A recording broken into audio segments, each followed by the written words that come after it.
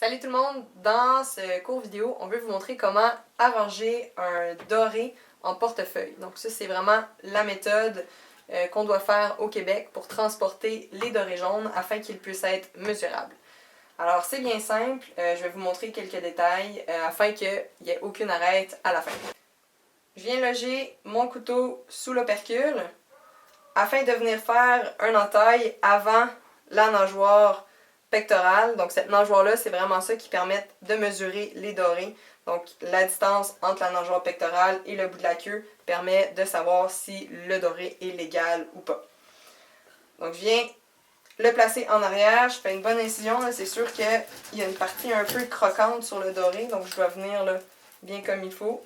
Ensuite de ça, je viens longer ici la nageoire dorsale. Et là, je ne sais pas si vous voyez, mais je vais vraiment seulement avec la pointe du couteau. Rendu où il y a l'orifice ici, je passe mon couteau bord en bord. Donc là, je viens de passer la ligne latérale où il y a les arêtes et je peux terminer jusqu'à la fin. Donc maintenant, la chair est exposée. Je viens avec mon couteau et je viens délicatement sentir les arêtes. Donc là, je vais sentir qu'il y a des arêtes. Ça, c'est la ligne latérale.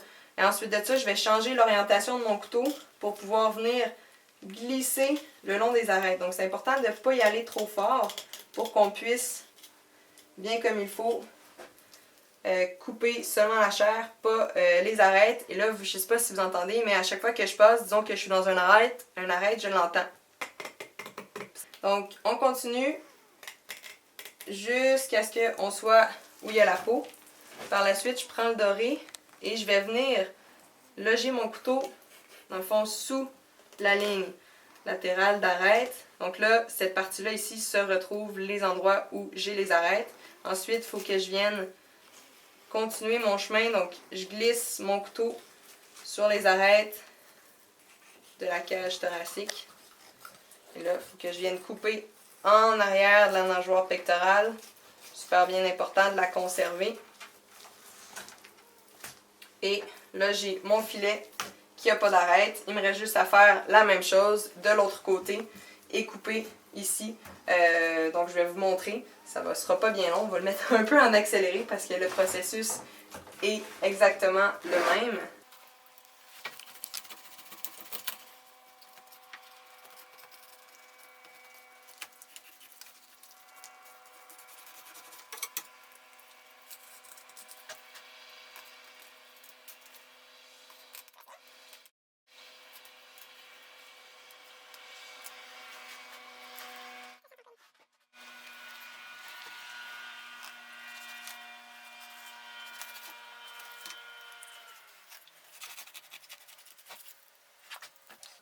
Là, je me retrouve avec mes deux filets qui sont décollés de sur le poisson. La dernière étape qui me reste à faire, c'est vraiment de venir couper ici pour qu'il reste seulement le portefeuille.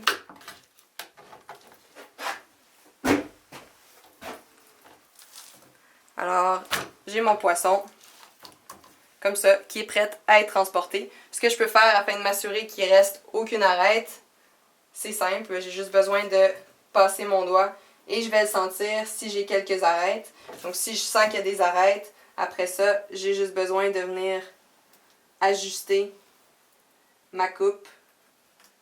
Donc là, je viens enlever le restant des arêtes. Et à la maison, tout ce qu'il me reste à faire, c'est de venir placer mon couteau ici en dessous.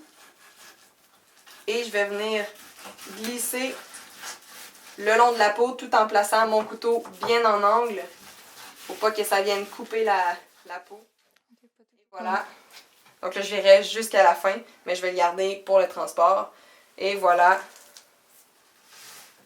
mon poisson est prêt à être transporté.